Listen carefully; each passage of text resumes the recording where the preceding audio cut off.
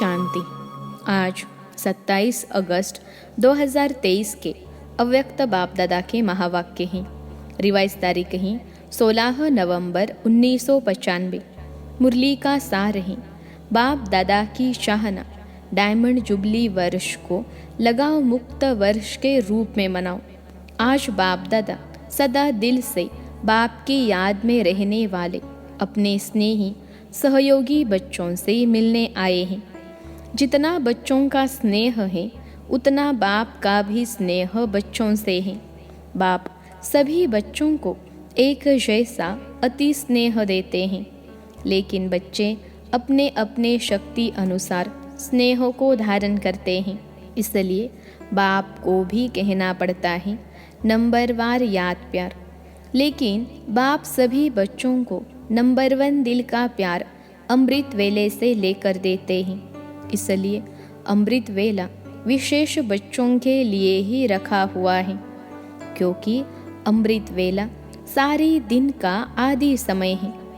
तो जो बच्चे आदि समय पर बाप का स्नेह दिल में धारण कर लेते हैं, तो दिल में परमात्मा स्नेह समाया हुआ होने के कारण और कोई स्नेह आकर्षित नहीं करता है। अगर अपनी स्थिति अनुसार पूरा दिल भर के दिल में स्नेह नहीं धारण करते, थोड़ा भी खाली है, अधूरा लिया है, तो दिल में जगह होने के कारण माया भिन्न भिन्न रूप से अनेक स्नेह, चाहे व्यक्ति चाहे वैभव, दोनों रूप में उस स्नेहों में आकर्षित कर लेती हैं। कई बच्चे बाप दादा से कहते हैं कि हमारे पास अभी तक भी माया क्यों आती है। जब मास्टर सर्वशक्तिमान बन गए तो माया के आने का क्वेश्चन ही नहीं है। लेकिन कारण है कि आदि काल अमृत वेले अपने दिल में परमात्मा स्नेह संपूर्ण रूप से धारण नहीं करते। अगर कोई भी चीज़ अधूरी भरी हुई है, कहाँ भी खाली है, तो हलचल तो होगी ना।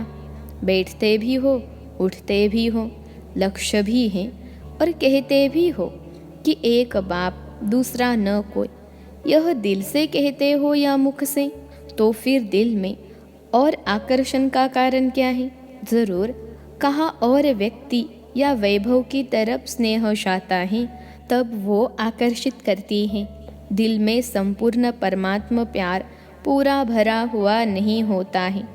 आप सोचो, अगर एक हाथ में आपको कोई हीरा देवे और दूसरे हाथ में मिट्टी का गोला देवे, तो आपकी आकर्षण कहाँ जाएगी? हीरे में जाएगी, मिट्टी में नहीं। मिट्टी से भी खेलना तो अच्छा होता है ना, तो व्यर्थ संकल्प ये भी क्या है, हीरा है या मिट्टी है?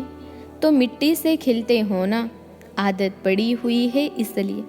व्यक्ति भी क्या है, मिट्टी है ना, मिट्टी मिट्टी में मिल जाती है। देखने में आपको बहुत पसंद आता है, चाहे सूरत से, चाहे कोई विशेषता से, चाहे कोई गुण से, तो कहते हैं और मुझे कोई लगाव नहीं है, स्नेह नहीं है, लेकिन इनका ये गुण बहुत अच्छा है, तो गुण का प्रभाव थोड़ा पड़ जाता है। या कहते हैं कि इसमें सेवा की विशेषता बहुत है, तो सेवा की विशेषता के कारण थोड़ा सा स्नेह है। शब्द नहीं कहेंगे, लेकिन अगर विशेष किसी भी व्यक्ति के तरफ या वैभव के तरफ बार बार संकल्प भी जाता है, ये होता तो बहुत अच्छा, ये भी आकर्षण है। व्यक्ति के सेवा की विशेषता का दाता कौन? वो व्यक्ति या बाप देता है? कौन देता है? तो व्यक्ति बहुत अच्छा है वो ठीक है, लेकिन जब कोई भी विशेषता को देखते हैं, गुणों को देखते हैं, सेवा को देखते हैं, तो दाता को नहीं भूलो। वह व्यक्ति भी लेवता है, दाता नहीं है। बिना बाप का बने उस व्यक्ति में ये सेवा का गुण या विशेषता आ सकती है, या वह विशेषता अज्ञान से ही ले आता है। ईश्वरीय सेवा की विशेषता अज्ञान में नहीं हो सकती। अगर अज्ञान में भी कोई विशेषता या गुण है भी, लेकिन ज्ञान में आने के बाद उस गुण व विशेषता में ज्ञान नहीं भरा, तो वो विशेषता व गुण ज्ञान मार्ग के बाद इतनी सेवा नहीं कर सकता। नेचुरल गुण में भी ज्ञान भरना ही पड़ेगा। तो ज्ञान भरने वाला कौन? बाप। तो किसकी देन हुई? दाता कौन? तो आपको लेवता अच्छा लगता है या दाता अच्छा लगता है? तो लेवता के पीछे क्यों भागते हो?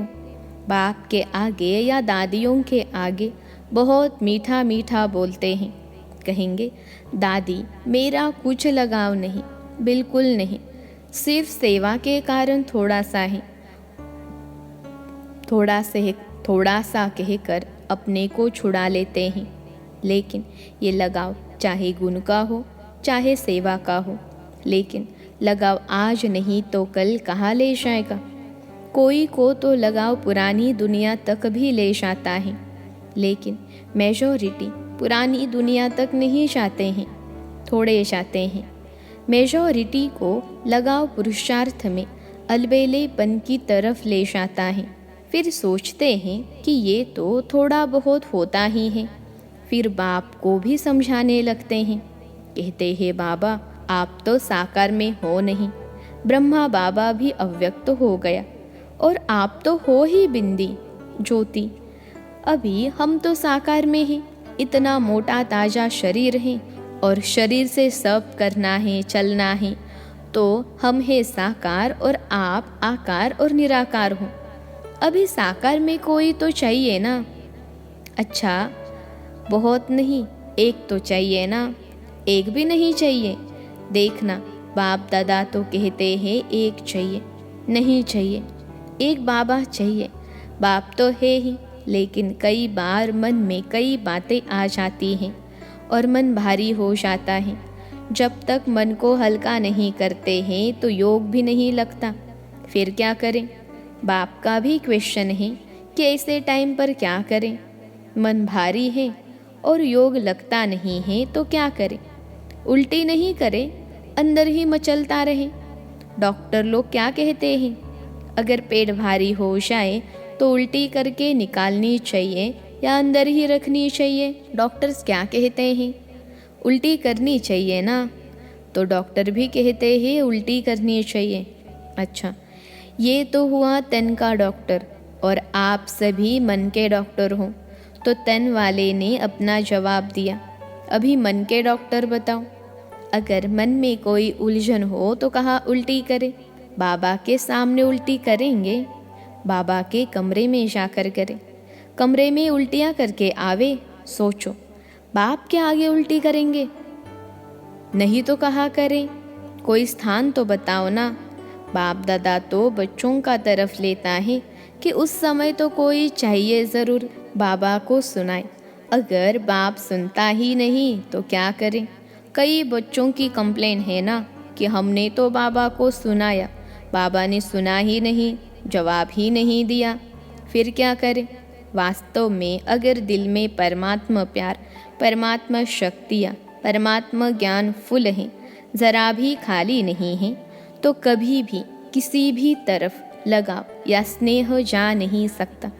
कोई कहते हैं लगाव नहीं है, लेकिन सिर्फ अच्छा लगता है, तो इसमें कौन सी लाइन करेंगे? लगाव नहीं, अच्छा लगता है तो ये क्या है? इतनी छुट्टी दे कि अच्छा भले लगे, लगाव नहीं। उनसे बैठना, उनसे बात करना, उनसे सेवा कराना, वो अच्छा लगता है तो ये छुट्टी दे। जो समझते हैं थोड़ी थोड़ी देनी चाहिए, अभी संपूर्ण तो नहीं बने हैं, पुरुषार्थ कर रहे हैं, तो थोड़ी छुट्टी होनी चाहिए। वह हाथ उठाए। अभी हाथ तो उठाएंगे नहीं क्योंकि शर्म आएगी ना। लेकिन अगर आप समझते हो कि थोड़ी सी छुट्टी होनी चाहिए तो दादी को प्राइवेट चिट्ठी लिख कर दे देना। ऐसे नहीं कहना कि दादी 5 मिनट बात करना है, इसमें तो फिर टाइम चाहिए। चिट्ठी में लिख दो तो बाप दादा उनका अच्छा संगठन करेंगे और ही अच्छा हो जाएगा ना। अच्छा, अभी सब ना कर रहे हैं और सभी का वीडियो निकल रहा है। यदि ना करके फिर करेंगे तो वो कैसेट भेजेंगे कि आपने ना किया था, फिर क्यों किया? भेजनी पड़ेगी या सेफ रहेंगे? पक्का या थोड़ा थोड़ा कच्चा? थोड़ा थोड़ा पका। उस दिन भी सुनाया कि ये सीज़न डायमंड जुबली का आरंभ करने वाली है, तो इस सीज़न में आप लोगों ने तो कॉन्फ्रेंस का, भाषणों का, मेलों का बहुत प्रोग्राम बनाया है, लेकिन बाप दादा विशेष इस डायमंड जुबली में एक प्रोग्राम बनाना चाहते हैं। तैयार हो? बाप दादा चाहते हैं कि डायमंड जुबली में जिस बच्चे को देखें, चाहे 2 वर्ष का है, चाहे 60 वर्ष का है, चाहे 2 मास का है, चाहे टीचर है, चाहे स्टूडेंट है, चाहे समर्पण है, चाहे प्रवृत्ति में है, लेकिन डायमंड जुबली के वर्ष में ये जो बाप के साथ आप सबने भी पान का बीड़ा उठाया है कि पवित्रता द्वारा हम प्रकृति को भी पावन करेंगे, तो ये संकल्प है या बाप को करना है? बाप के साथ ही है। थोड़ा सा हाथ ऐसे रख देते हैं, चतुराई करते हैं, ऐसे नहीं करना। तो बाप दादा चाहते हैं कि सारे विश्व में हर एक बच्चा लगाव मुक्त बने, चाहे साधनों से, चाहे व्यक्ति से। साधनों से भी लगाव नहीं, यूज़ करना और चीज़ है और लगाव अलग चीज़ है। तो बाप दादा लगाव मुक्त वर्ष मनाने चाहते हैं, ये फंक्शन करना चाहते हैं। तो इस फंक्शन में आप लोग साथी बनेंगे। फिर ये तो नहीं कहेंगे कि यह कारण हो गया, कोई भी कारण हो, चाहे हिमालय का पहाड़ भी गिर जाए, लेकिन आप उस हिमालय के पहाड़ से भी किनारे निकल आओ। इतनी हिम्मत है? पहले टीचर्स बोलो।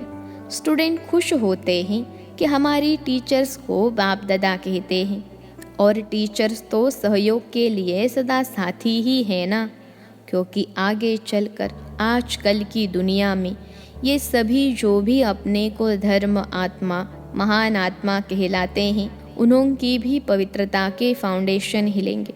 और ऐसे टाइम पर आदि में जब ब्रह्मा बाप निमित्त बने, तो गाली किस बात के कारण खाई? पवित्रता के कारण ना। नहीं तो कोई बड़े आयु वाले की भी हिम्मत नहीं थी जो ब्रह्मा बाबा के पास्ट लाइफ में भी कोई उंगली उठाए। ऐसी पर्सनैलिटी थी, लेकिन पवित्रता के कारण गाली खानी पड़ी। और इस परमात्मा ज्ञान की नवीनता ही पवित्रता है। फलक से कहेंगे ना कि आग कपूर इकट्ठा रहते भी आग नहीं लग सकती। चैलेंज है ना, जो युगल है वो हाथ उठाओ। तो आप सभी युगलों की ये चैलेंज है, या थोड़ी थोड़ी आग लगेगी फिर बुझा देंगे?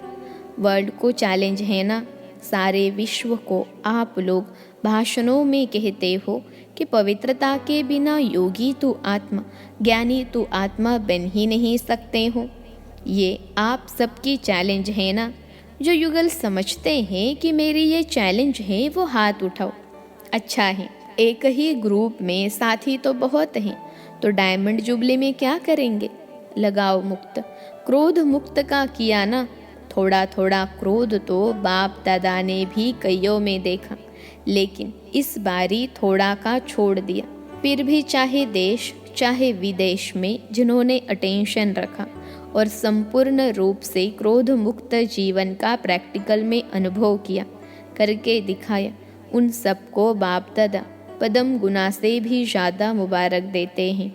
क्योंकि इस समय चाहे विदेश वाले चाहे देश वाले, सबके बुद्धि रूपी टेलीफोन यहाँ मधुबन में लगे हुए हैं।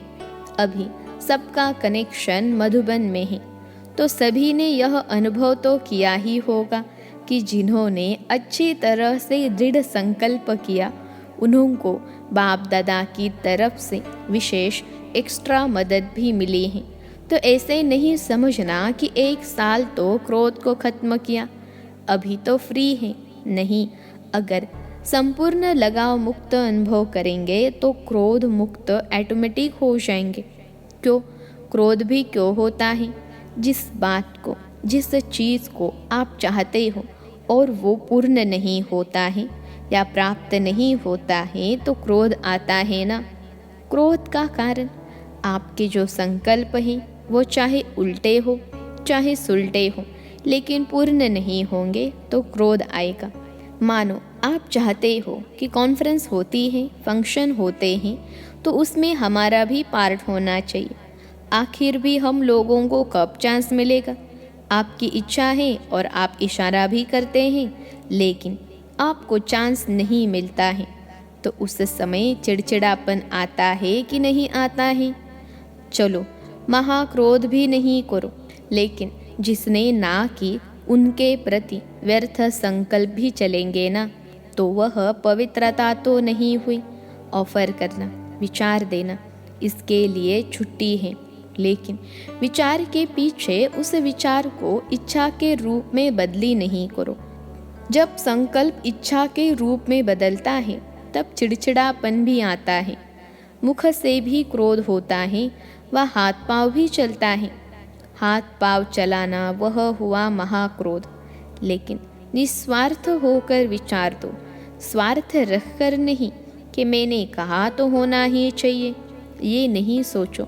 ऑफर भले करो, ये रॉन्ग नहीं है, लेकिन क्यों क्या में नहीं शव, नहीं तो ईर्ष्या घृणा, ये एक एक साथ ही आता है।